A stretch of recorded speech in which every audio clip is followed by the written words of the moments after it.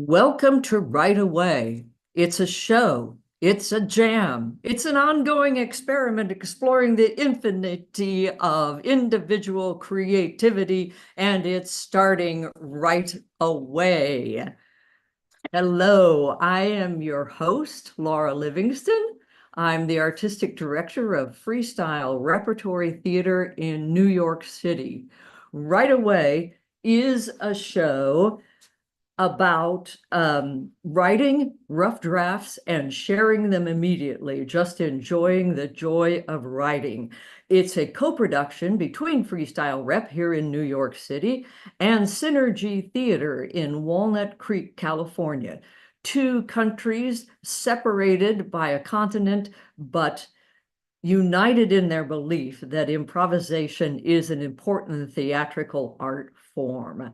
Here's how the show works. We have four playwrights tonight who will have 45 minutes to write a brand new play based on suggestions from folks here in our live audience in the Zoom room. While they're off writing, everyone who is joining us on Zoom is invited to use paper and pencil or whatever they want, but join me in some improvised writing games.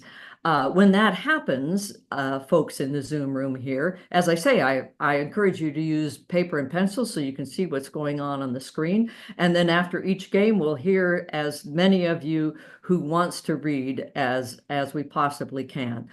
And I encourage you, when we do ask for the volunteers, to volunteer to read what you wrote without even considering if it's good or not, because it is an experiment to just see how many directions everyone's writing goes. After 45 minutes, the playwrights will return and present the world premiere of their new work.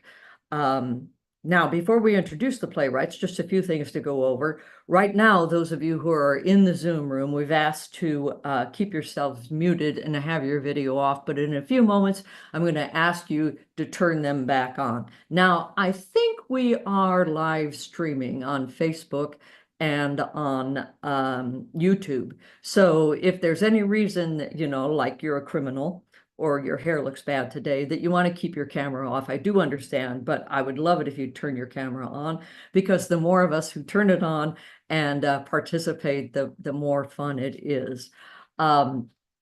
Lastly, I invite you to open up that chat feature that's somewhere towards the middle of the bottom of your screen, because that's how the playwrights are going to get the suggestions to start their plays. And speaking of playwrights, let me introduce them right away. We have a playwright, an actor, a director, the artistic director of the Metropolitan Playhouse here in New York City. He's written several one-act and full-length plays that have been produced here in New York. He's also adapted numerous plays by very famous writers like Euripides and Moliere and Chekhov. Please welcome to your screen, Alex Rowe. Hello. Hi. So good. It's good to be back 2 months in a row. This is very exciting. It's very exciting to have you here. Do you feel that you have learned things in the 2 months? Um, hey, there's a recording in progress. Uh, have you learned things from last month that you're applying this month? Boy, I hope so. All right. All right. So I'll you let got the audience be the judge. You're ready to attack it. We'll see you in a bit. Our next playwright is a member of Freestyle Rep here in New York. She's a co-creator of Freestyle's newest school show called Right Now. She's a Right Away regular. She's been doing this with us since May of 2020, and her play To Go or Not to Go was recently produced in Australia and is now available on YouTube. Please welcome Laura Valpy. Hey, Laura Valpy. Hey, Laura Livingston. How's it going? It's going well. Yeah. Have you come up with a writing plan for tonight? Or are you just going by the seat of your pants? Or Definitely seat of my pants, but I did come up with what I'm going to ask for a suggestion. I already know my question. I'm so proud of myself for having that already. All right, don't ask it yet, I because we won't. need to meet the others. Okay. Next, we have another former member of Freestyle Rep, where she developed and directed the full-length improvised musical format Spontaneous Broadway. She is the co-director of Mopco Improv Theater in Schenectady, New York. She's also the author of Training to Imagine and a brand new book, The Facilitation Advantage. This is Kat Coppett. Kat, Oh, are you- hello. That took me longer than I wanted it to. Hello. am I live streaming? Did that happen? You are. In fact, cool. you didn't get my text. Oh, cool. No, I haven't. Oh, yeah, yeah. I have it hidden under something else. So Kat, not only did you develop Spontaneous Broadway with us down here in New York City, it's actually happening at your theater up in Connecticut, right? Right now, every Saturday night. And we have I this just said Connecticut, so I just want to make etiquette. That's sure you okay. notice that. It's, I couldn't pronounce it or spell it till I moved here either. Yes, every Saturday night at the Mopco Improv Theater. And what happens here happens there, which is people don't really believe we're making it up. But in fact, we are. Excellent, excellent. I know it's a fantastic form, and it's everyone in the area. I mean, people who aren't in the area should go to the area and go see it. Come on by. All right.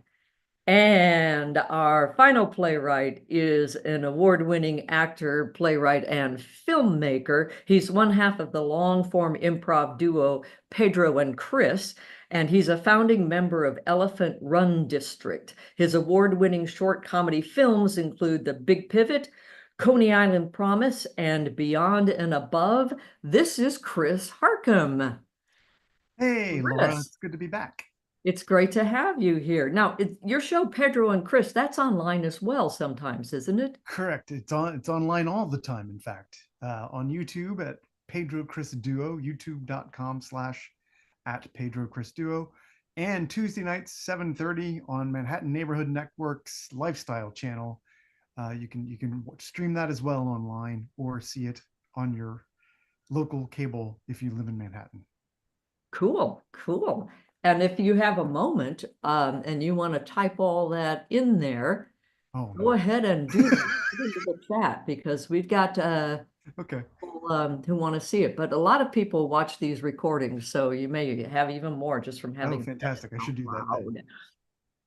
All right, so I would like to Turn down and change to the now software. remind those who are participating via Zoom to turn on their chat feature. It sure looks like everyone's been doing that. And let's get all the playwrights back on, because here's what's going to happen, folks. The playwrights are going to ask for a suggestion to kickstart their play. And we would like for the audience to type in suggestions for them. Let's just go in the order that I introduced you, which would mean Alex Rowe. What are you looking for? What would you like from us? Hello, hello. Well, like Laura, I've been thinking, as I often do, about Western philosophers whom I never read. And I know there's a quote out there, I just can't get it. It's that which does not something only makes us something. What am I looking for? That which does not something only makes us something. I'm looking Kill for me. a play based on that. All So right. put it in the chat. Let's see. Yeah, yeah. Well, that's not kill us only makes us stronger. That's so. What else might it be if it weren't Friedrich Nietzsche? But if it were, so that which does not eat us only makes us tougher. That which does not put us to sleep only makes us tired. Sure, it's true. Very, very true. That which does not eat us only makes us thinner. Oh, I don't see that. Oh, there we are. That which does not eat us only makes us thinner. That which does drink coffee only makes us bitter. That which does not, I can't say that out loud. Spank us only makes us horny. All right, so I'm going to pick from these in a kind of cover my eyes, not to waste more time. I just looked right at that which does not put us to sleep only makes us tired. So I'm going to take it. Thank you very much, Vanessa. All right. Laura Valby, What would Thank you? you. My question is that I've been cooking up. What is something you find a little bit suspicious? It's a little bit suspicious. What is that? What is the thing? Clams. Clams are a little bit suspicious. Polling results, a little bit suspicious. Gym teachers, a little bit suspicious.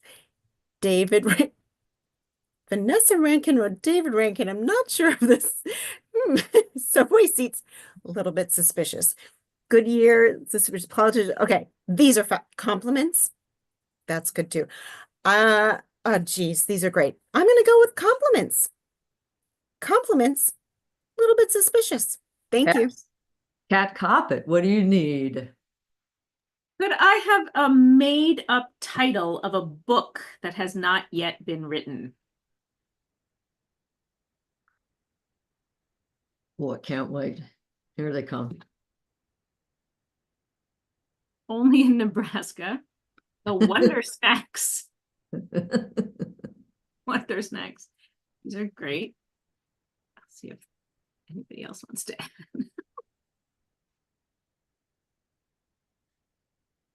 All right. Forever Logical. How to write a how-to. A far off factory in Fairsville. Oh no, these are too good. I'm an MBG. Miserable but grateful. Well, I think I'll go with that. I'll go with I am an MBG, miserable but grateful. Thank you very much. All right. And Chris Harcum. Okay. If we were playing Truth or Dare, but we're doing the Only Dare edition, give me a dare.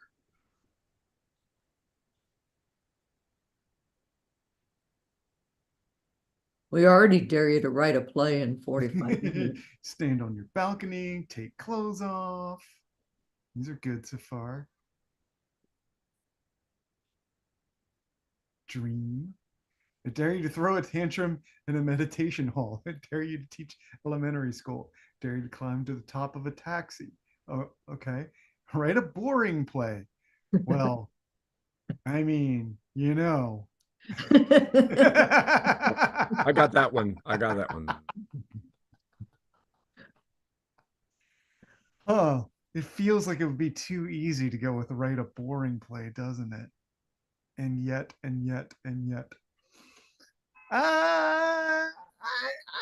Do it. Do it. I might be doing the top of a dare. Top of a taxi, I think is what I might be going with there. You're going for which? I dare you to climb on top of a taxi. Got a double dog dare. I got a double dog dare on, write a boring play. Is that what everybody's asking for? It could be a boring play about climbing on the top of a taxi. Everybody wants a boring play. Okay, give the people what they want. I will go with write a boring play. Oh, man. Thank you all very much. Man. And then we all have to hear it. All right. We're about to send you off, but let's just before we go, that took a little bit of time. So let's just remind everyone what you're going away with. So Alex, what is the suggestion you're taking away with you? That which does not put us to sleep only makes us tired. All right. And Laura Valpy? Compliments. Excellent. And Kat? The book title, I am an MBG. MBG, miserable but grateful. All right. And Chris, which dare did you end up taking? I'm giving the people what they want, and I'm going to write a boring play. All right, then. So let me remind you that you have but 45 minutes, but keep an eye out for texts because we'll be sending you time reminders and other little joyful surprises. And do remember, it's improv. Whatever you write will be right. So get on your marks, get set, right away. All right, folks here in the audience, is my clock blinking? I'm afraid it is. But folks here in the Zoom room, now's the moment to turn back on your cameras, your microphones, and join me here, zooming away. We are a tiny audience in spite of the registration, but this is all we really need. If you haven't already, go ahead and grab a pencil, a piece of paper. You are streaming on YouTube and Facebook, so don't be like taking your clothes off while we're doing this. And Janella, you're welcome to participate with your camera off if you like. Just give me a yell if you've written something that you want to read. There are some options for how you see us in this show. If you move your cursor up to the right part of your screen, you will see the option to see gallery view or speaker view. You can choose either one for how you're watching us. You can go down to the bottom on the video and on the video icon and go to video options and see only those who have their cameras on at the moment, whatever you like to do. It won't affect how anyone else is seeing this. But let's start the jam. Here's how it works. I'm so happy to have new people here. I've come up with some crazy games, and they are here entirely to just see how different people interpret these different games. I'm reading this book by this wonderful author called Catherine Rundell, and about the Elizabethan poet John Donne. And one of the things she says, his attitude about poetry was, language exists as poetry exists not to set rules for us, but to open up possibilities. And that's what I've done with these exercises. If you don't understand the exercise or my explanation, it's because they really aren't very comprehensible. They're just ways to see how we can all interpret different things. It's improv, as I've said before. And if you've never done it before, it's all about saying yes to your own first idea and supporting each other's work. So all ideas are good at this point. Don't bother critiquing, just write it down. And please do volunteer to read, because I'd love to hear all of it, all of what anybody has read.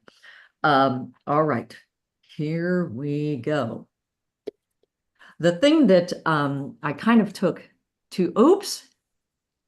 Oh, Vanessa Rankin, here comes David. All right, Dave Rankin. Oh, he's not here quite yet, but he's just in time to start. Dave Rankin, come on in, turn your video on. Meet Vanessa Rankin, who swears she does not know who you are. Hey there. We're just starting the jam. We've sent off the playwrights. And grab a pencil and piece of paper. Here we go. So I was just starting to say that I took as my guiding inspiration for tonight's jam was the fact that yesterday was the equinox, that day and night on Earth were equal for a day. And so I thought, let's try that. I'd like to start with just a really quick warm up, which will be, I'm going to say a word, and then you just slap down a word, not just any word that it thinks of, but the word's opposite. The first thing you think of that is the balance to that word, the opposite of that word. You ready, Dave? You ready, Janelle? Yeah. Ready, Julia? Ready. See that Vanessa is ready to go. Here we go. First word is light. Second word is hot. Third word is run. Next word, whale. Next one, actually a phrase. The opposite of a window with Venetian blinds.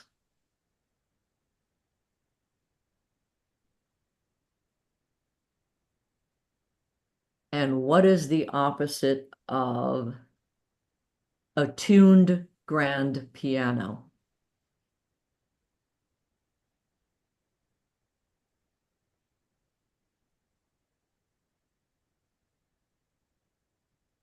And that's it.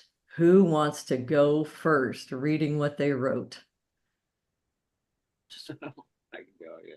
All right, David.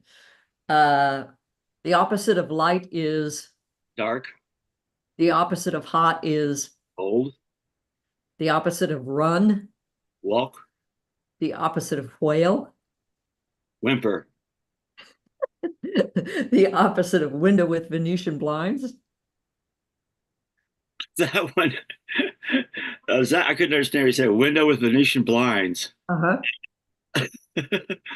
uh, uh, portal with curtains. I don't know. Nice. Yeah, absolutely. That's what it is. The opposite of tuned grand piano. Out of tune straight back piano. Excellent. Vanessa, you want to read yours? Dark, cold, stop, minnow, Dutch door, janky harmonica. Nice. Julia. Oh, Julia, are you there? Yes, I am. Light, dark, hot, cold, run, stop. What was the next one? Whale, Whale. Is it like a whale, the animal? Whatever you wrote. Yeah. I heard whales, so I wrote quiet down. Window with Venetian blinds, window with curtains, out of tuned piano, out of tune trombone. Excellent. Excellent. Thank you. That's one of the things about this is whatever you heard, just go with it. I realized as I was saying it that the sound of a WH is not very discernible through a Zoom microphone. Janella, did you want to share with us? Well, okay. Can you hear me? Yeah. I'll say the word and you say the opposite. Okay. Right? Heavy, Hot, cold, run, walk, whale, smile. That would be whale crying. And then the opposite would be smiling. window with Venetian blinds, A wall, a tuned grand piano. out of tune grand piano. Okay, excellent. Thank you so much. My next experiment I'd like to try is to, in a sentence, use two words that are the opposite. Like in an example would be in Shakespeare, in Romeo and Juliet. One of them says, more light and light it grows, more dark and dark our woes. And another Shakespeare one comes to mind is in Midsummer Night's Dream. I think a duke is told he's going to see a tragical comedy, and he goes, "This is hot ice." So just really quickly, like in a couple of seconds, write a sentence that has these two opposites in it, has the word hot and cold in it.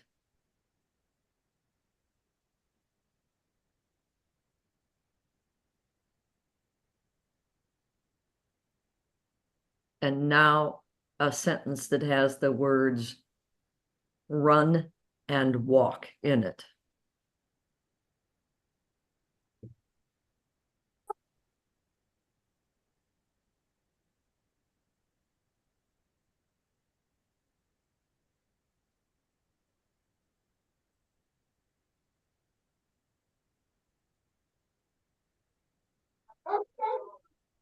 And a sentence that has the words whale and minnow in it.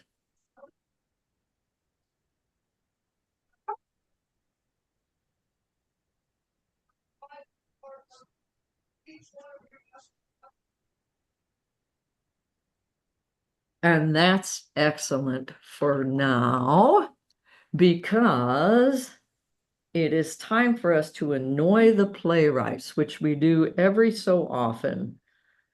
What I'm going to ask you to do is, I've just texted them a message that they have 34 minutes left. But I would like to get a suggestion that they all have to immediately put in their play. And if you could type those suggestions into the chat, I would love it. So let's send them a line of dialogue, but a line of dialogue that has two opposite words like you just did. It doesn't have to be any of those that you just did, but a line of dialogue that seemingly in some way says two opposite things.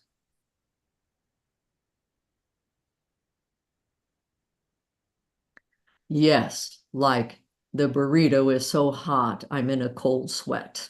Like that, yeah. Anybody else got any other ideas?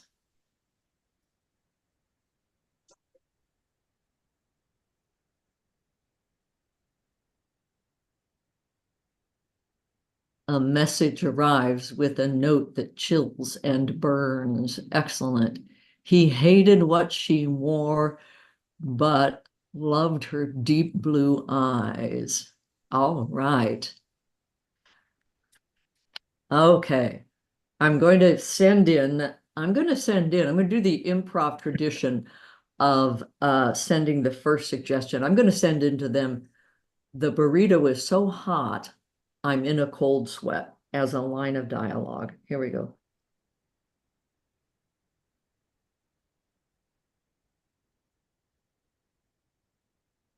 Line of dialogue, period. The burrito is so hot, I'm in a cold sweat.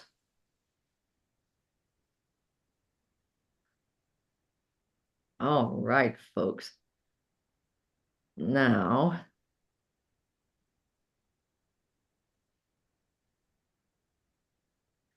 who would like to read the sentences they just wrote?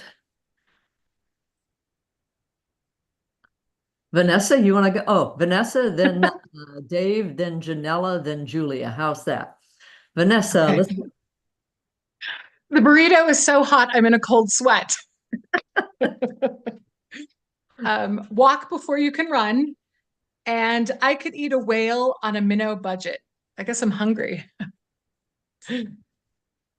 You know, we find out on this show that no matter where anyone is in the world, when we end the show, we all say, I got to go get something to eat. David, what did you get? Hot in her pursuit of him, his response was rather cold. Nice.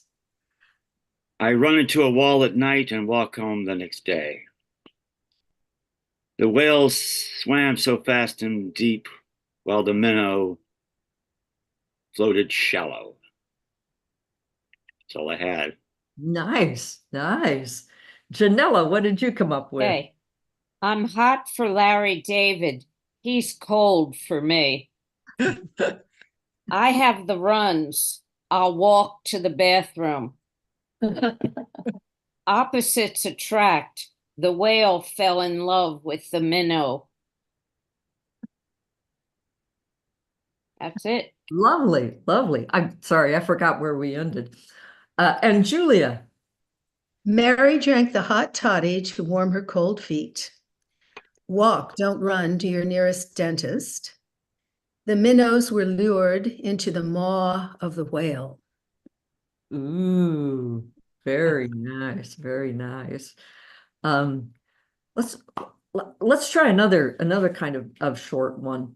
I'm going to say a noun, and I'd love for you to write a sentence that would be the opposite of what we would expect whatever that noun is to do.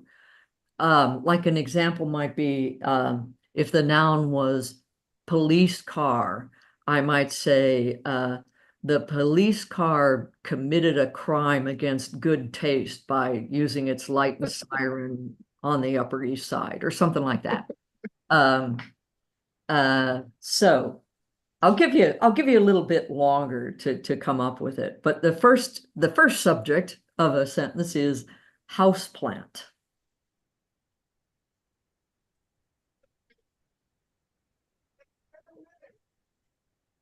And what are we doing with the word houseplants? Tell us something the houseplant did that is not usual for a houseplant. Okay. Like kind of the opposite of what you'd expect. Okay. It's that even thing.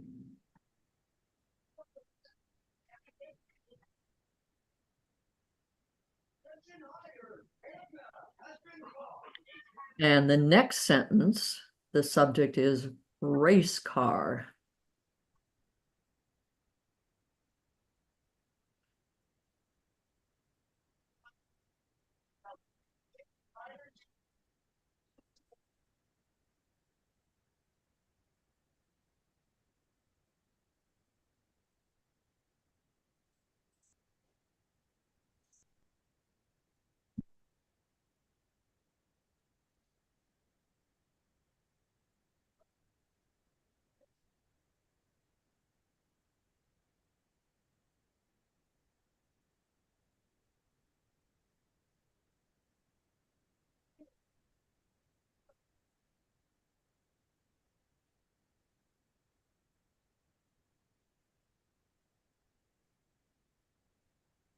The next one is ballerina.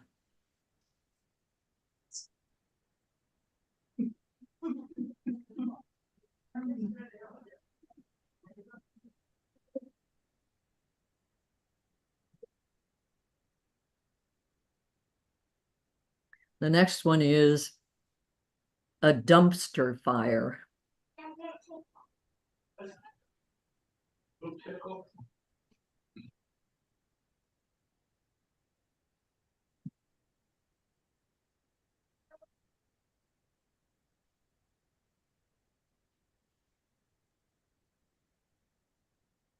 And the last one is a bank statement. Bank what? Statement. Oh.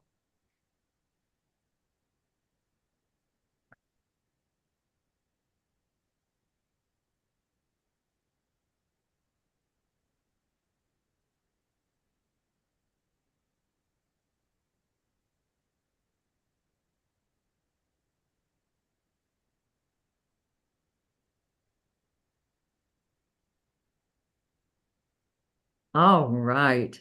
Pinky Row, I just saw you there. I haven't been calling on you. So if you're there, please let us know and we'll hear if you're writing stuff. But before we hear anything, I would like to send them another suggestion. And I would like for this one to be a stage direction. So a stage direction, you know, just like someone enters, or could be more complex than that, but a stage direction that they all now have to put in their play. Like a messenger arrives with a note that chills and burns, which is from our last round of suggestions. Exeunt pursued by a bear. Enter pursuing a bear. Ah.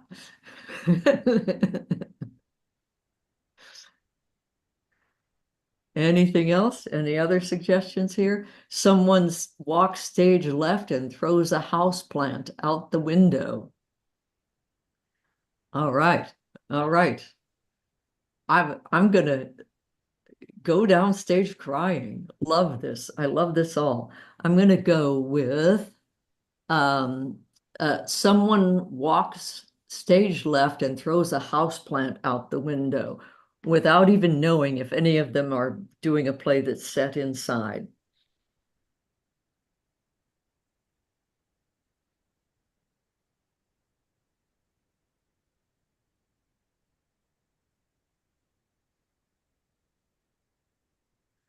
Someone walks stage left and throws a house plant out the window. All right. Okay. The nouns with the opposite actions. Who wants to? Pinky Row, are you there? She may just be watching. Okay. So let's go in this order. How about Julia, then David, then Vanessa, then Janella? Let's hear what you wrote. The first one was, oh yeah, I think these you can read without my saying anything, right? Not sure I understood this exactly. His love-hate relationship with the houseplant intensified when it began eating his beans. The race car openly flirted with his girlfriend, and she fell for it. The queen tossed the ballerina over her shoulder when she tickled her. And they gathered around the dumpster fire to burn their New Year's resolutions. His bank statement came to him in a dream. Oh, nice. Nice. I always feel that if someone interprets the game differently than I expected, that's just a nice surprise for me.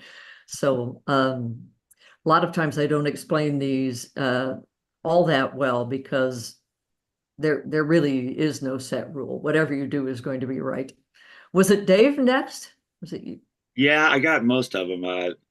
The houseplant liked classical music but died for rock and roll. The race car stalled and was promptly towed to an overpriced car dealership. The ballerina got drunk as hell and fell into the pit. I couldn't come up with the dumpster fire one, sorry. A bank statement arrived with more questions than answers. Oh man, I really kind of expect that to happen with a bank statement. Thank you. And then who was next? Vanessa? Sure. The houseplant got a reverse mortgage and buried itself in debt. The race car tiptoed through the school car line. The ballerina clog danced on the toilet. The dumpster fire produced a lovely snow of ash. And the bank statement was printed on $1. Nice. Oh man, I love those. I love those. That's what I thought of for dumpster fire. I thought it made a work of art in some way. Yeah. Janella, what did you come up with? Okay.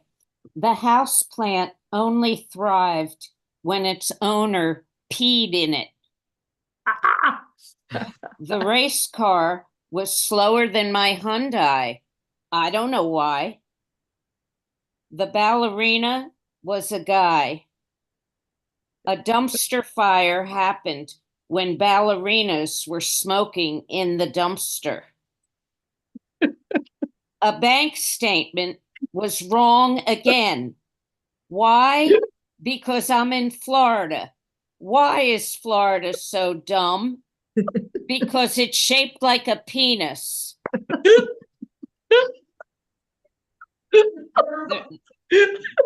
That's in my stand-up routine. I'll invite you all.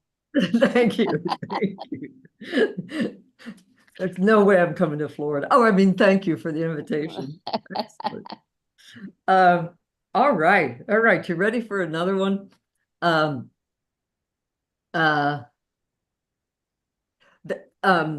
David, I don't know if you were here when I explained, but I was thinking about the equinox, and that's why we kind of were having like two opposing things like dark and light.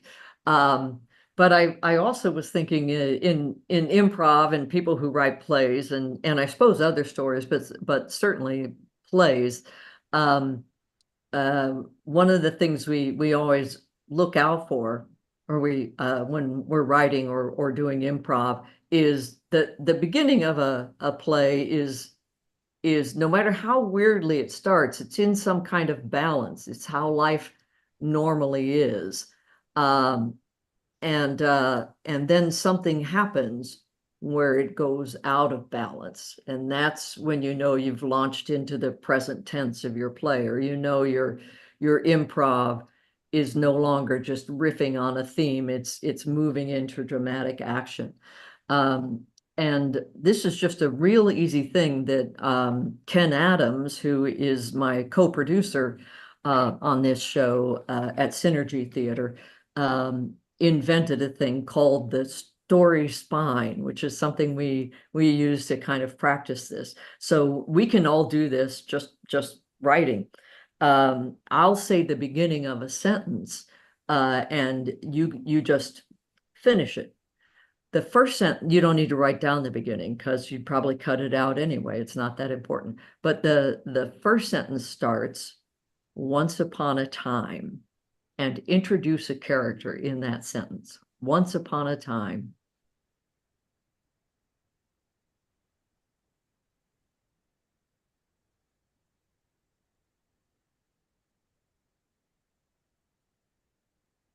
And the next sentence starts with every day. And you just tell us what that character does every day.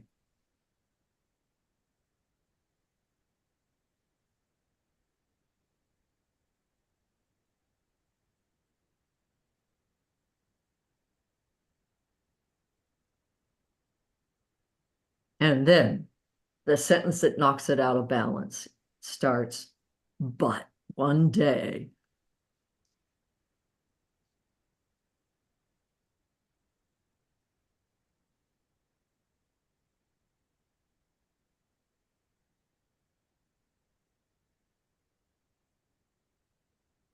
And the next three sentences are consequences. The first one is, because of that, because of whatever you said in your but one day sentence, something happened. What was it?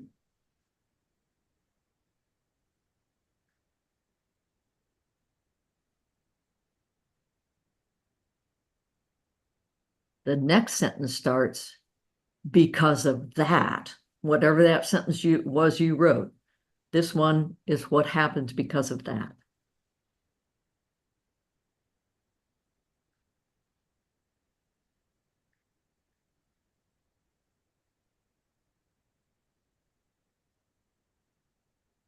The next one starts, because of that, whatever it was you just wrote.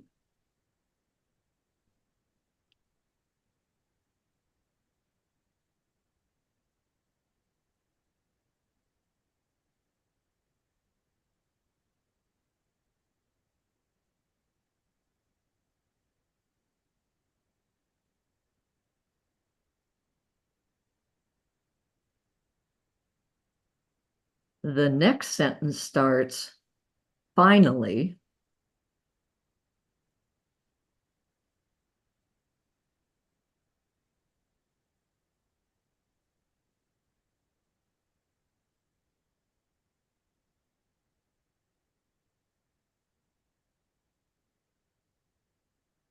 And the last one starts, ever since then.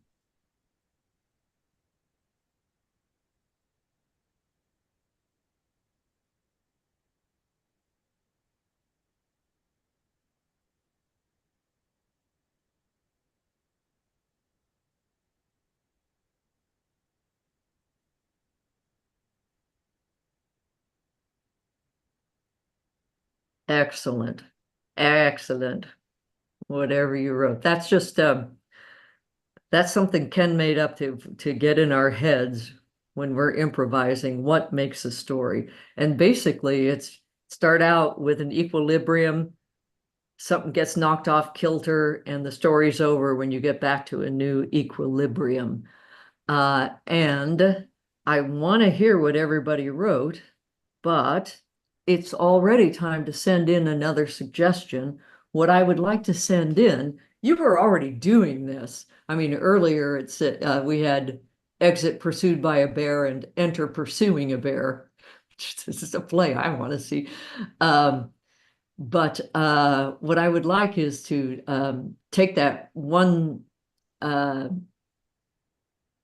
stage direction we gave them. Someone walks stage left and throws a houseplant out the window. I'd like to give them the same direction, only with a variant in it, a variation in it, such as exit pursued by a bear, enter pursuing a bear.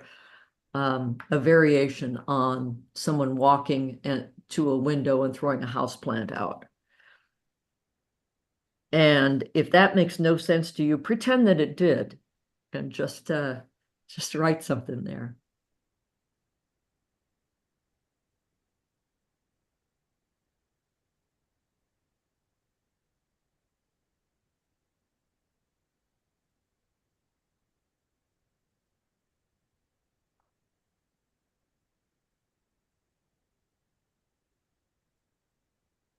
She climbed in the window, having to desperately to go to the bathroom.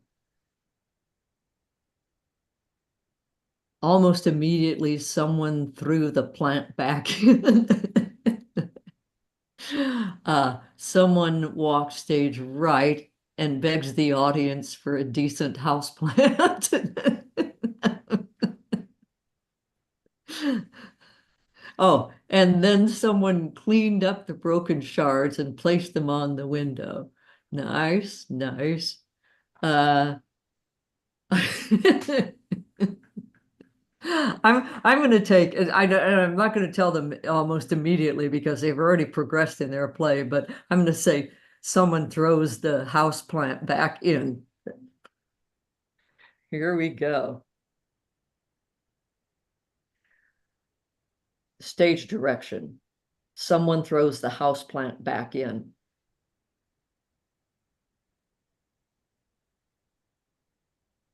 All right. I can feel the groans through my phone. All right. Okay. Once Upon a Time stories. Let's hear them. How about how about Janella? What did you write in that Once Upon a Time story prompt? Oh my gosh. Once upon a time, there was a house cleaner with 140 IQ. Every day she sweeps and cleans, etc. But one day she started writing a play. Because of that, she gets discovered. Because of that, she was asked to star in the play. Because of that, she played a house cleaner with 140 IQ. Finally, she took a free offer for a trip to the moon. Ever since then, she's lived there cleaning up the moon. Nice. Whatever.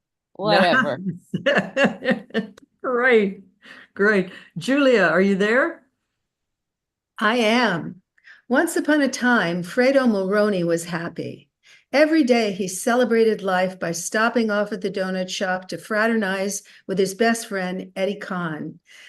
But one day, Eddie didn't show. Because of that, Fredo turned sour and disillusioned about friendship. Because of that, he took to watching Netflix all the time after work. Finally, he watched a movie where a guy meets up with an old friend who thought he had abandoned him.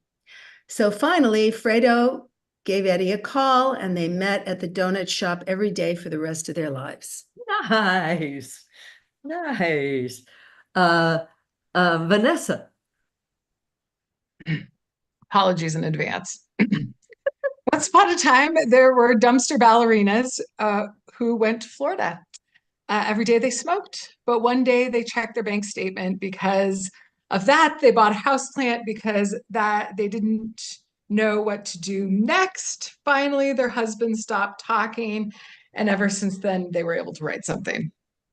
Sorry, I was like obsessed with still thinking about what Janella said. I was laughing so hard, and my husband wouldn't stop talking to me. So It's like it's a great improv principle. Don't let any idea go. Use them, bring them back in, use them some more.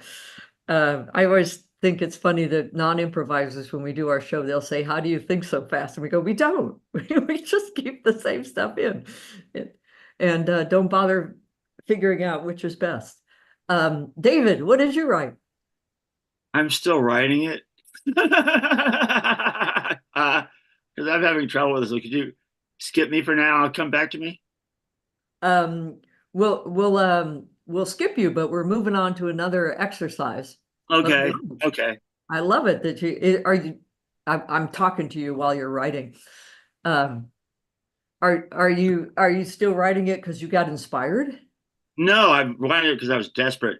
Once upon a time, an owl met a cat by chance in the forest. Every day they'd meet and talk about varying subjects of all kinds, but one day they started talking politics.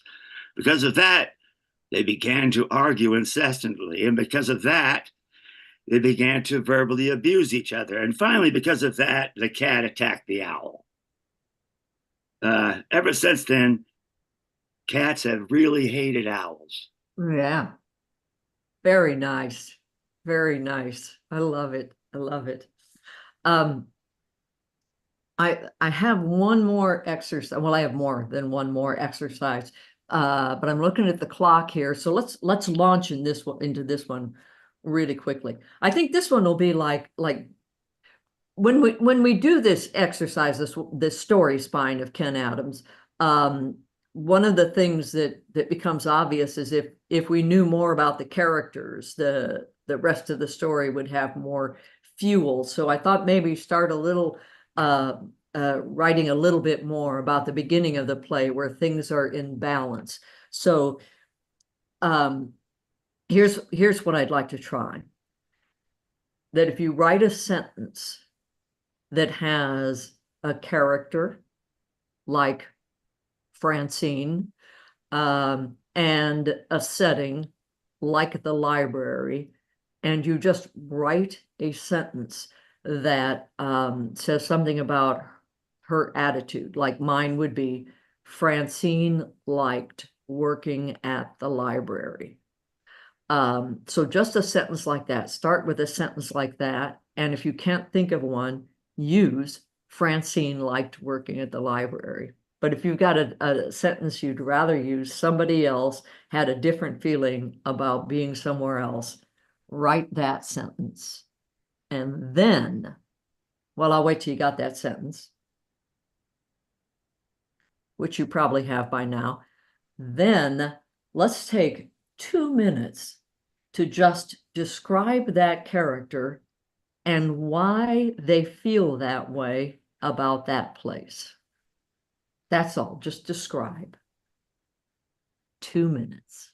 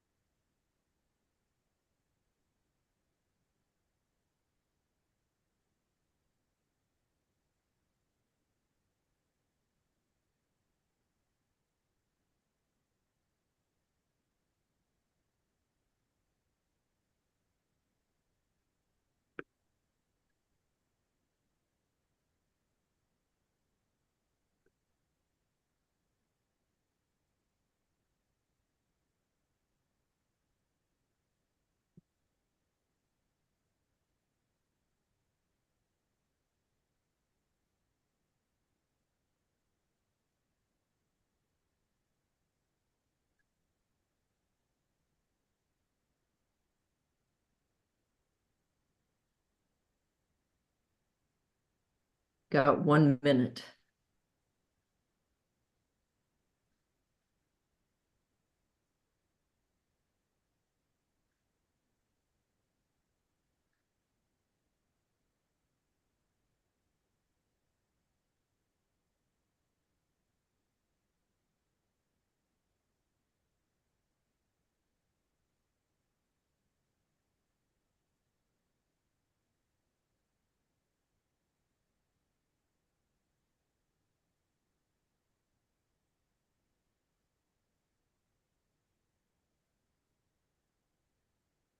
Just take like 10 more seconds.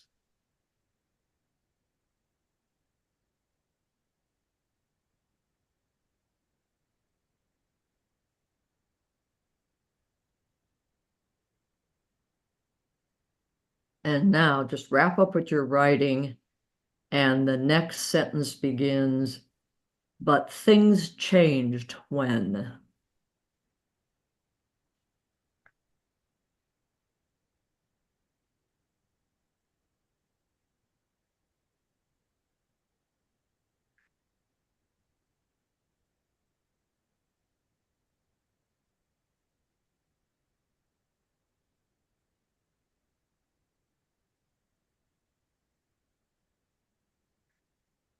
All right, cool.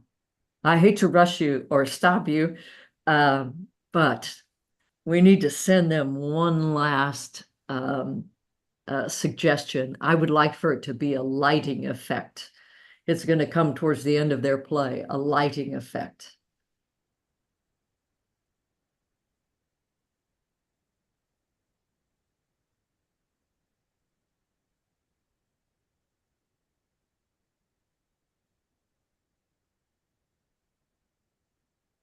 A blue strobe, a lightning flash.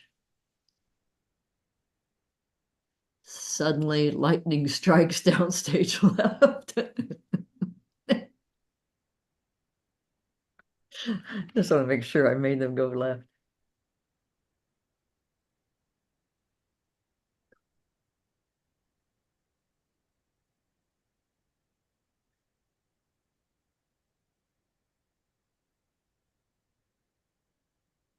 All right. Okay. I'm going to send them suddenly lightning strikes downstage left. Here we go. Suddenly lightning strikes downstage left.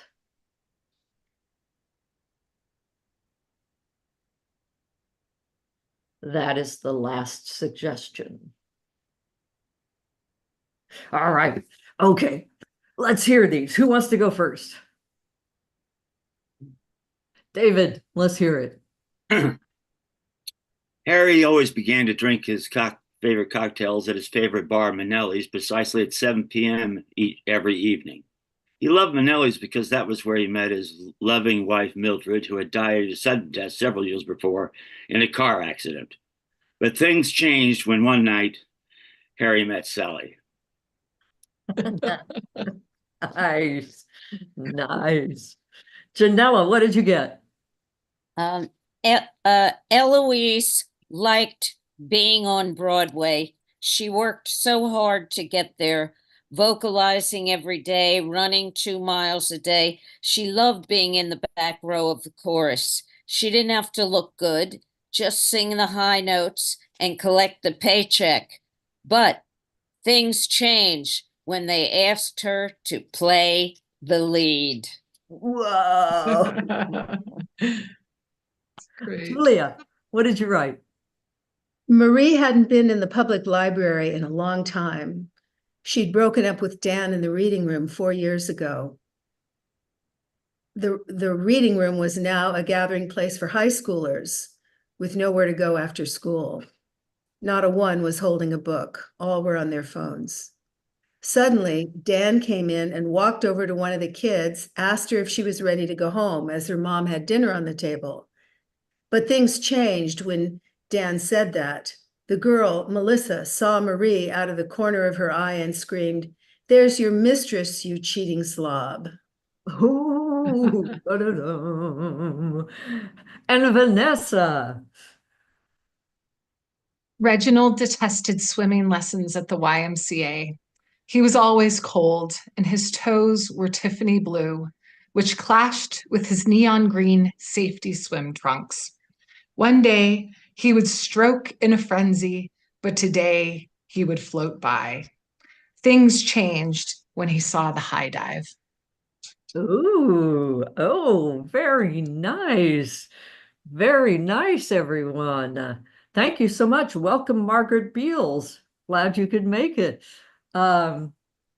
Excellent, excellent jam. I'm just going to get the playwrights all back in. I'm going to start yelling at them on the phone because it's going to take them 25 seconds to get back here, at least. Come back. So we'll take a little break, right?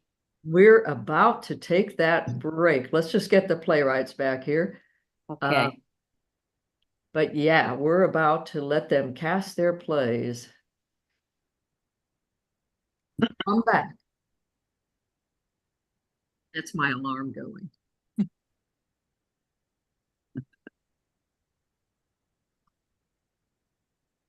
And I should tell you, I don't really know how to turn it off yet. Hello, playwrights. Hello, playwrights. Welcome back. Hello, everyone. Thanks very much.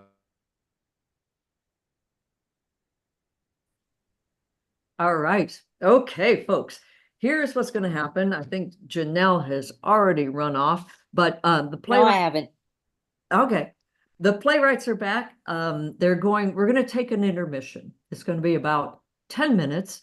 They're going to cast these plays amongst themselves here. And in 10 minutes, we'll come back and we'll hear the world premiere of the playwrights of the new plays featuring your suggestions. And I have 22 minutes past, so we will reconvene at 32 minutes. Oh, wait, 33 minutes past whatever hour you're in to hear the readings. You can hang out if you want to, or you know what? I hear there's some really good refreshments in the lobby. You could go check that out if you like. But we'll see you back at 33 minutes past whatever hour you're in at the moment. Okay, thank you. Thank you. It was a great jam. All right. Alex, who do you need?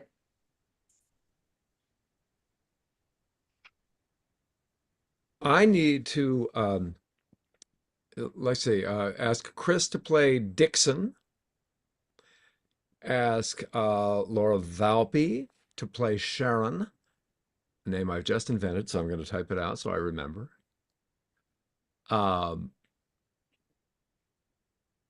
Kat Coppett to play Fiona,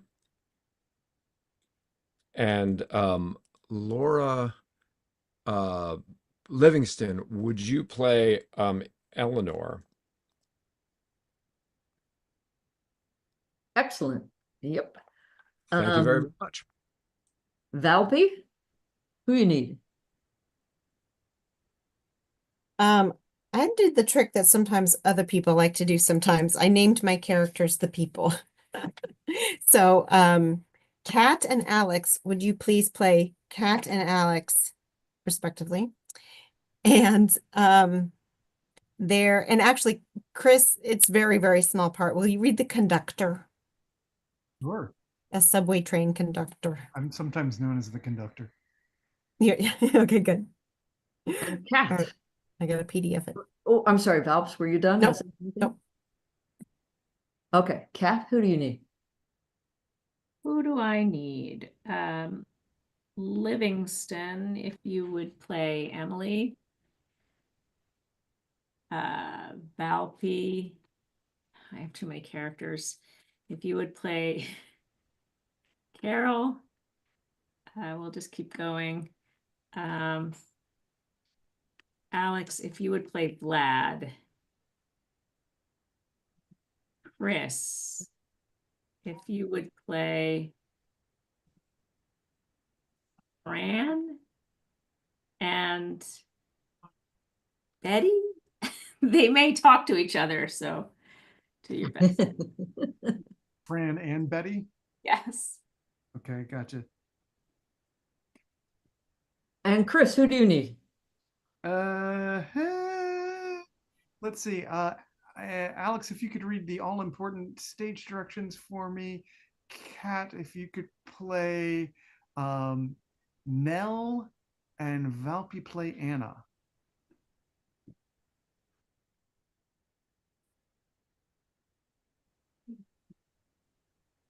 All right.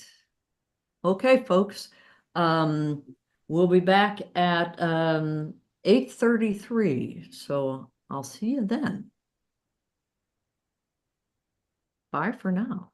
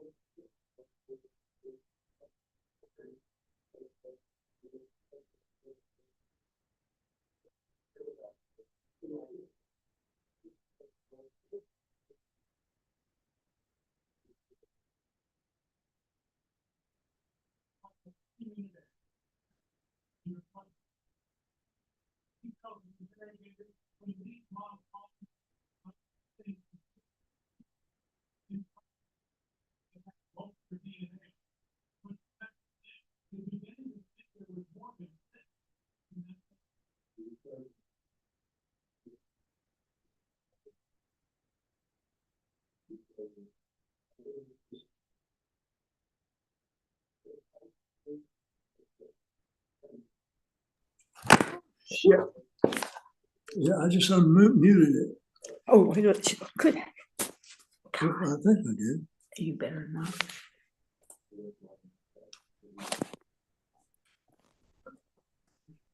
Let me have it. We do hear you, but no one's watching. We'll take it down. It's It is recorded on YouTube, though.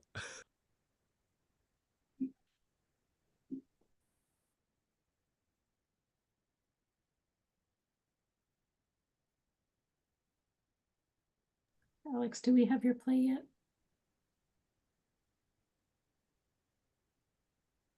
It's coming.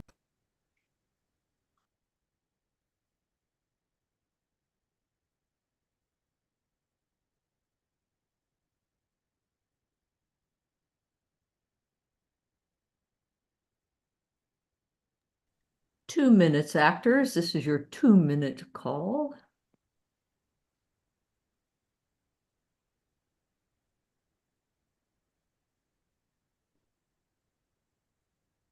Thank you, too.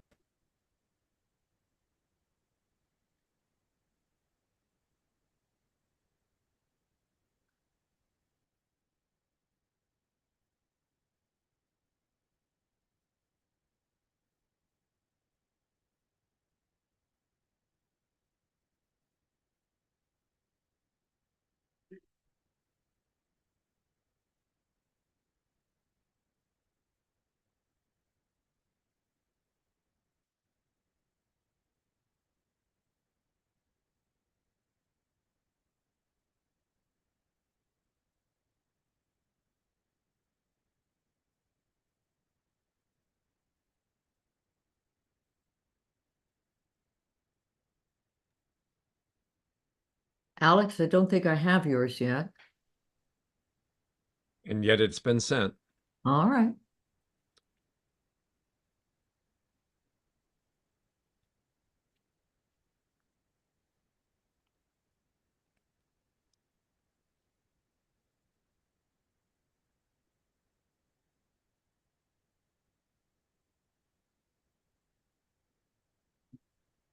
There it is.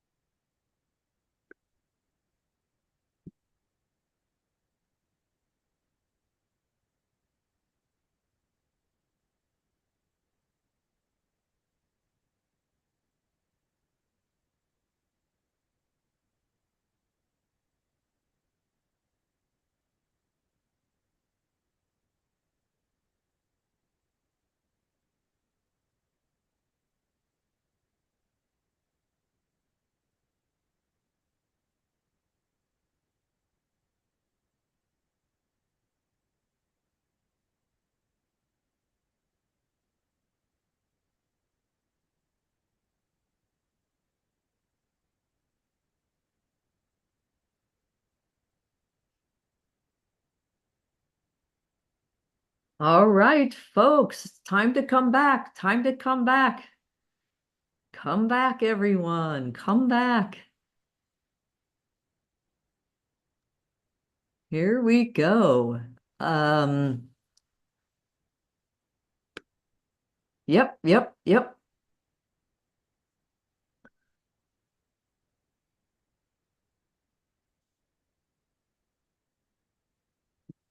All right.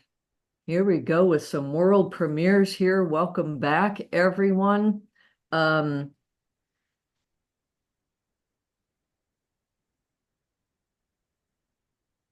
typed some things into the chat for everyone, kind of back before our last suggestion was given to the playwrights. They are the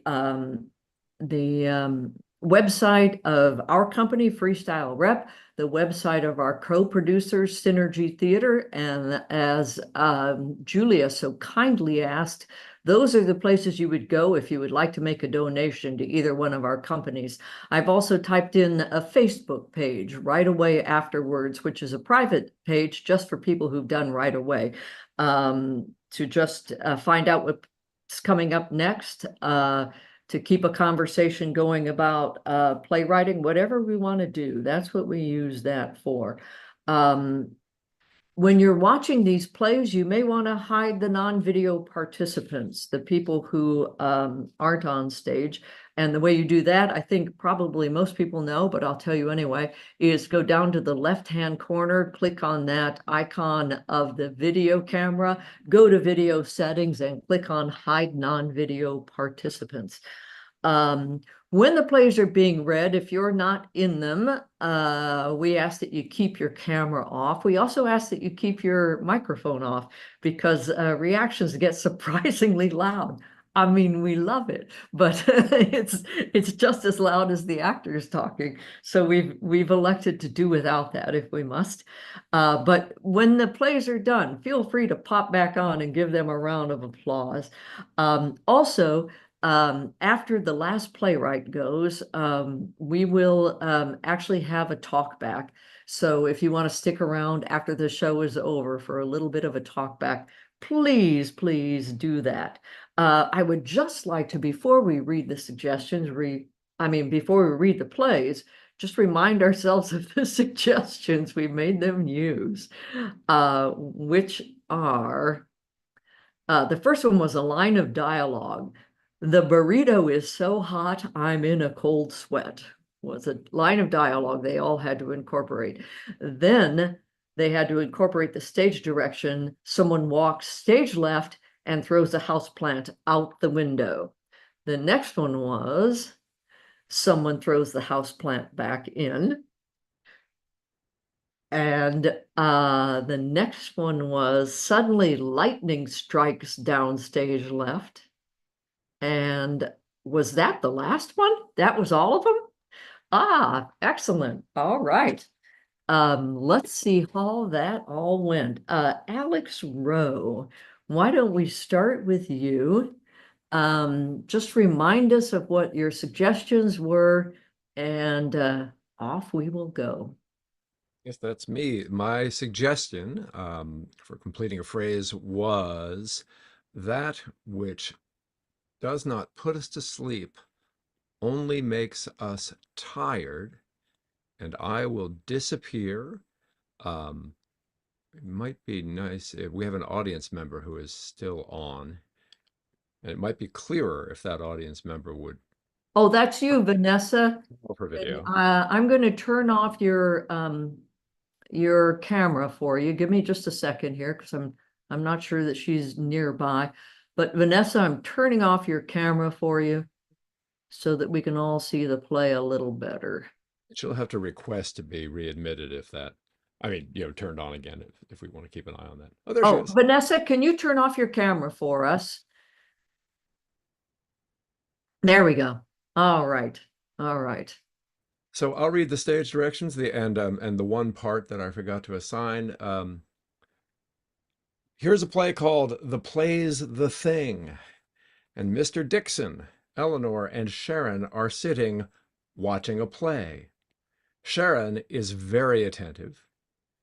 Dixon is clearly dissatisfied with what he sees, and Eleanor is watching completely passively.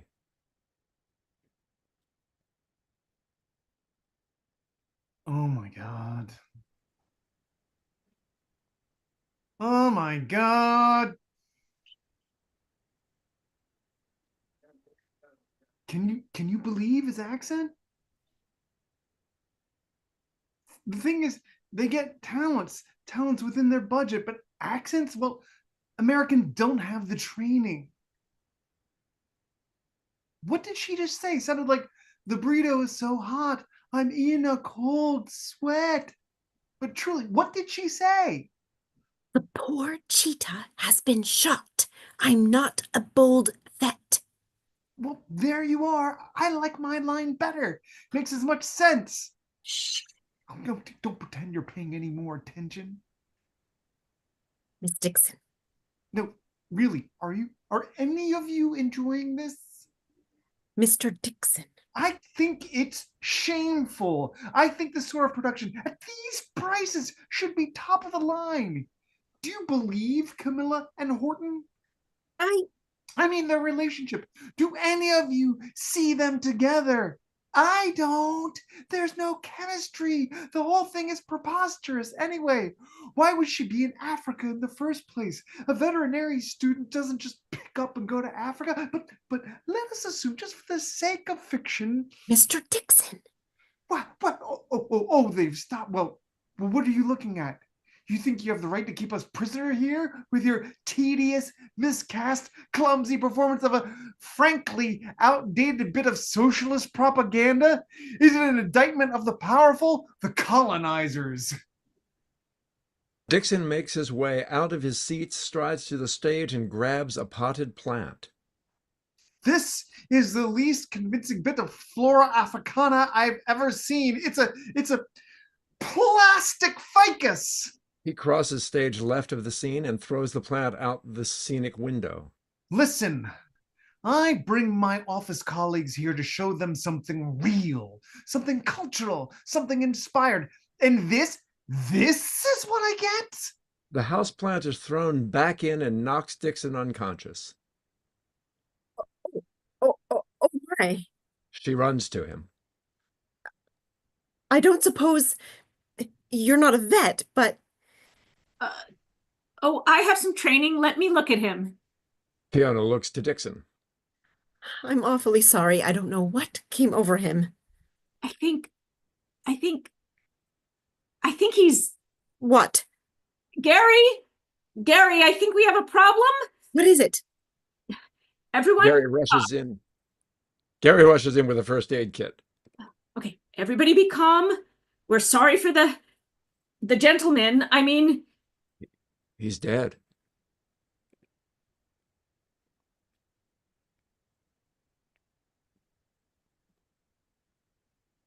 How can... perhaps everyone can please head to the lobby. It's a terrible thing.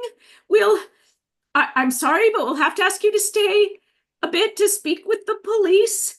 I'm awfully sorry, but you'll be more comfortable in the lobby. The audience all file out, except for Eleanor, who is still watching very patiently and passively in her seat. I don't... He was awfully... But this is... We get the theater we deserve. What? What a terrible thing to say. He was brusque. He was disruptive, It was very, very rude. but he shouldn't have. I mean, How did you feel?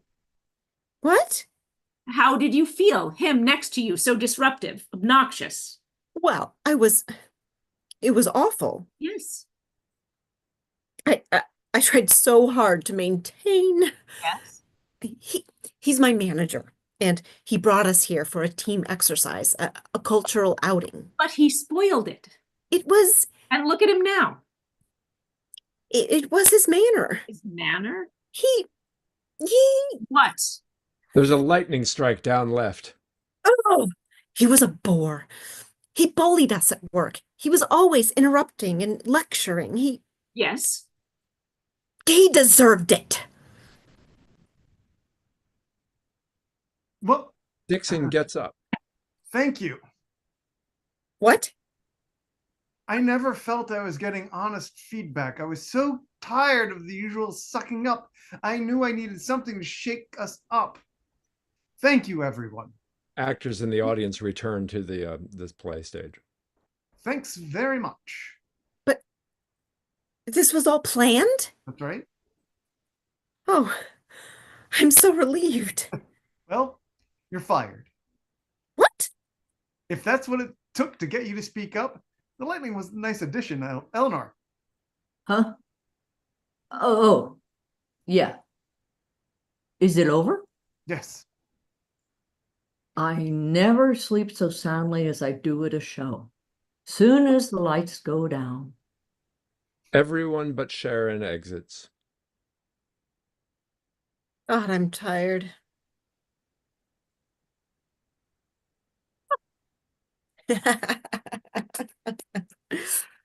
Yes. Thank you so much, actors. Yeah. Nice. Nice. Very good.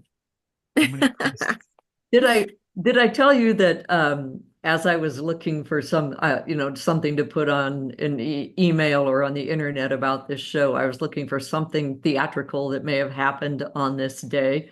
Did I tell you that one? You told me. Found out that yesterday was the anniversary of the Elizabethan playwright Ben Jonson killing an actor.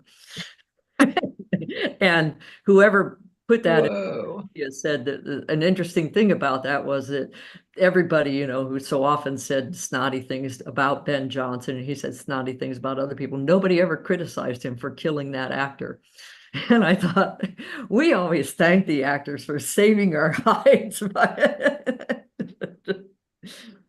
I was thinking that too when we were during the jam, when I was hearing people read their stories. I was thinking, it's so great to hear somebody read me a story. I love that. All right. So, Laura Valpy, I believe you're up next. Why don't you read us a story? Oh, sure. Oh, sure. The suggestion that I got was compliments. I had asked for something that was a little suspicious. I got compliments, but also in the suggestion, someone had put subway seats. So I decided to set my thing in the subway too. So that added that one for fun. All right. So we've got Alex and Kat. I will get my face out of here, read a few stage directions, and then Chris will be our subway conductor. All right. We're in a subway car. Kat sits reading, and Alex enters. He stands close by, but does not sit.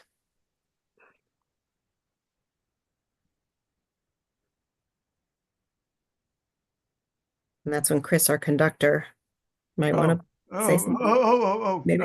Oh, I see that now. Okay.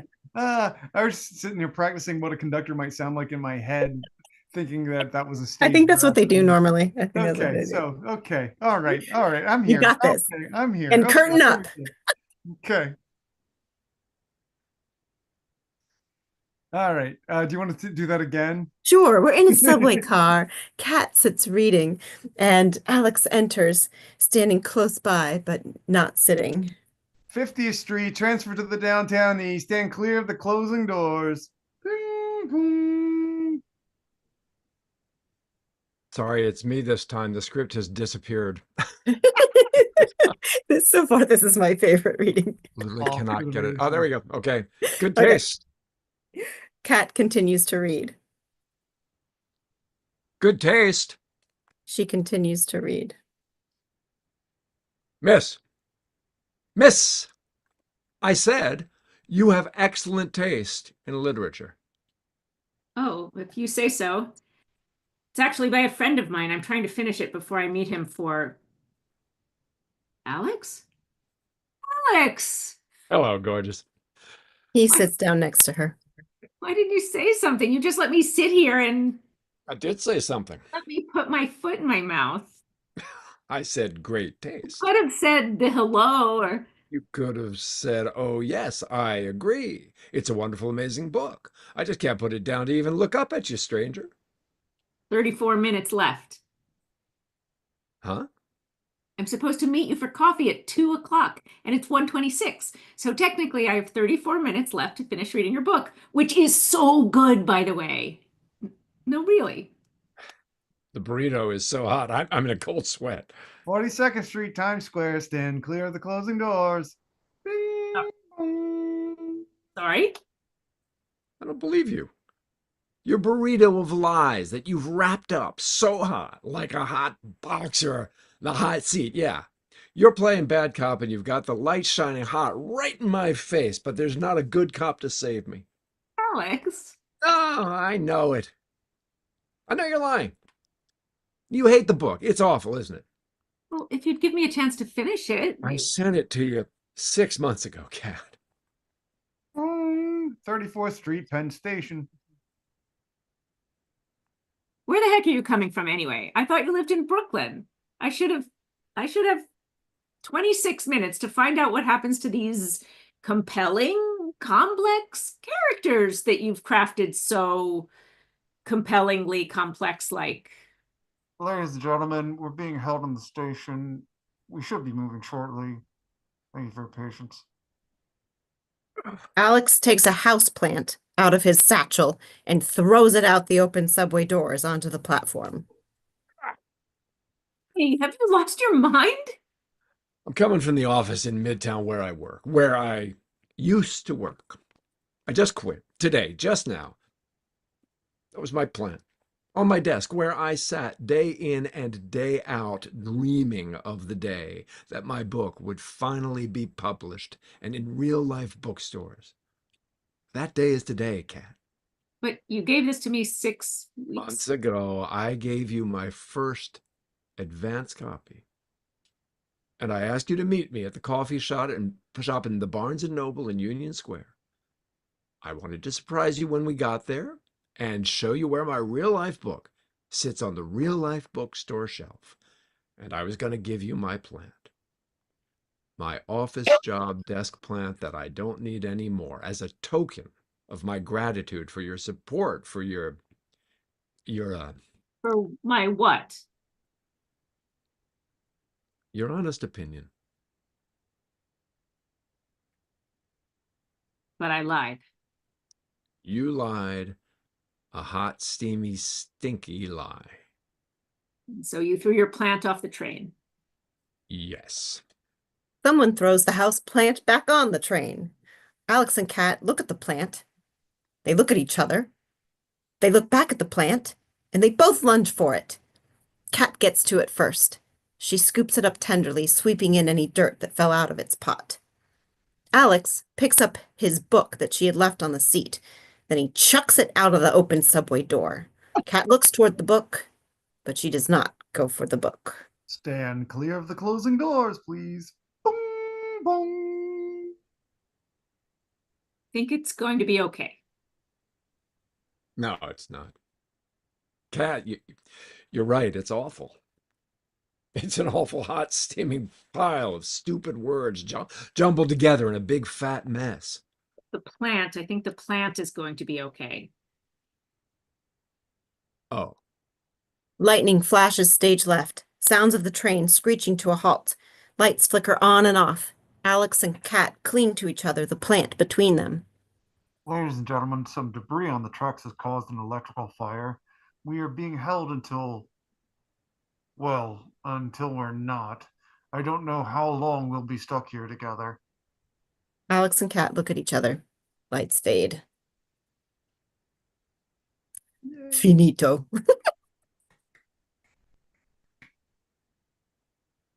Thanks for the read, guys. Thanks for the word, guy. Did you incorporate one of the times I sent you as well? Yes, because I was in a moment of I don't know what happens next. And you had sent the minutes, but so I was like, great, I'm gonna get a suggestion any second now. And I was just like waiting for the suggestion. I was like, well, let's just use the minutes. I love it. I love it. Great. Thank you so much. Thank you. Valpy and actors as well. All right, Kat Coppett. I think you're up next. And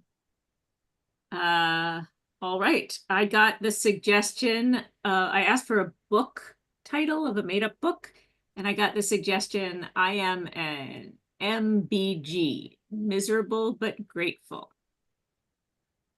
So here we go. The title of the play is MGB, and we'll read the directions. So our set is sorry. Our set is a split stage, 2/3 living room, 1/3 kitchen. Vlad sits at the kitchen table doing a crossword. Emily is puttering around, humming and setting out snacks and drinks on the coffee table in her suburban living room. She checks her watch, opens the front door, peers out, closes it, opens it again. Finally, she sees some folks walking up the path. Oh, hello. Hello. So glad to see you all. Come in. Are you all arriving together? How serendipitous. Big word. Favorite word from the book, huh? Come in. Come in. Carol, Betty, and Fran enter general hubbub. Carol hands Emily a bottle of wine. Thanks for having us. Yes, we all carpooled. You are a little far out, aren't you? Oh, do you think? I never really considered. I don't usually come to this side of the river. It's really only 15 minutes or so. My brother-in-law was mugged out this way a number of years ago. Oh no, that's terrible. The neighborhood really has gone down. I believe it's pretty safe now. That Pinot is the best. It's from Fred's shop. He always recommends the best bottles. No, Yeah. How would you know, Fred? She's way out here east. Well, it's the best. Happy to open it for you. Do you have a corkscrew? Oh, yes, I think so. I'll check. He exits to the kitchen to search for a bottle opener. The others wander around picking up objects, looking at pictures on the walls and mantle, conferring sotto voce while she's gone. Do we have a bottle opener? Sure, right there on the fridge. No. Not a bottle opener, like for wine. A corkscrew. Yeah, maybe in the drawer. Which drawer? Under yeah, there. Emily has found the corkscrew. She turns to return to the living room and remembers something in the oven. She reaches in, picks it up, and immediately drops it with a yelp. Ah! Yeah, what's wrong? The burrito is so hot and I'm in a cold sweat. Ah, and what's wrong? You've been looking forward to this book club for months. It's just, I don't know. It just doesn't feel like they want to be here. I want it to go well. Take a breath. Be grateful they're here and have a good time. Thanks, hon. Emily walks back into the living room just in time to see Fran walking across the room with her lilac plant and throwing it out the window. Oh dear. What are you doing? Oh, there you are. I'm doing you a favor. I went to smell that and it was infested. Infested? Aphids. You don't want aphids all over your house. They're worse than bed bugs. They are? Absolutely. So you just threw my plant out the window? Be grateful. I saved you from a pestilence. Is that the corkscrew? Oh, yes. I'll take that. So, shall we sit down? Is this all there is to eat? I was going to have some burritos, but they, Oh, goodness. Well, we wouldn't want to eat those. I guess we should be grateful that didn't work out. Emily smiles stiffly. Everyone settles into silence. Carol hands out some glasses of wine. um, well, thank you for coming. Did everyone enjoy the book? Frankly, I found it a little treacly. It was all right. A derivative, I thought. Have you read Gratitude No Matter What? Now there's a book. How about you, Betty? I didn't read it. You didn't read it? Betty's a very busy person. No, but No, but you should be grateful we're all here at all. Yes, this far out? Houseplant comes flying back in the window. The women are shocked. Vlad, having listened to enough, has gone around from the back and retrieved it. He walks in the front door, wiping dirt off his hands. This far out, we are fine with a few bugs if that's what it takes to have flowers. I beg your pardon? You all should be grateful that Emily created this book club for you and that she's let you into our house and hasn't kicked you out yet. Given the way you've been behaving, you should be grateful she's expanded your world in some with this tiny sliver of a way. And if you can't see what a special gem she is, just leave. no, please don't leave. Vlad, stop it. Stop it! Stop it! You should be grateful I'm sticking up for you. Well, I'm not. Stop trying to be a knight in shining armor. I'm fine. I just want to discuss the book and make friends. More silence. Vlad shrugs, mutters, and slinks back into the kitchen. Emily picks up her copy of the book, I'm an MBG, and opens it. This is my favorite part. It could always be worse, Greta thought, as the traction sling pulled on her aching back. I could have broken both arms, too. I could have still been married to Stan and had to see him every day. I could own a home that I would have to give up because of my insurance bills. I could have been pretty once and now be worried about losing my looks from the burns. Greta sighed and stared at the ceiling. Yes, it could have been worse. Isn't that beautiful? Totally derivative. Does anyone mind if we call it a night? I've got a busy day. Lightning strikes stage left through the window where the plant was thrown. I'm not driving in that. I guess you're stuck with us, Emily. Have you got any more wine? I'll see. Be grateful, Emily. It's a party.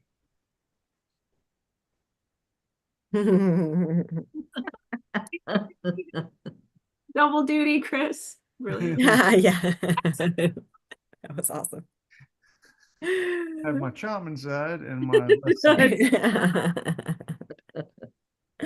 I love it. I love it. We have one more play to read if I haven't lost track here. Yes. Yes. Before we do that, I just want to thank everyone for being here and invite you to stick around for a little talk back when everybody is done reading these here plays. Chris, over to you. Okay. My prompt was write a boring play. This one is called Cyberphobia. And just to review, Alex is going to read stage directions. Kat will play Nell, and Laura Valpy will play Anna. And take it away. Cyberphobia. Two women, casually dressed, stand by a kitchen island in a worn-down apartment. They both look like disheveled versions of formerly famous C-listers. Not that there's anything wrong with that. One is wearing yoga pants and a t-shirt, the other is in sweatpants and a tracksuit jacket. Neither looks like they have exercised in a long time. Not that there's anything wrong with that. They just feel over it.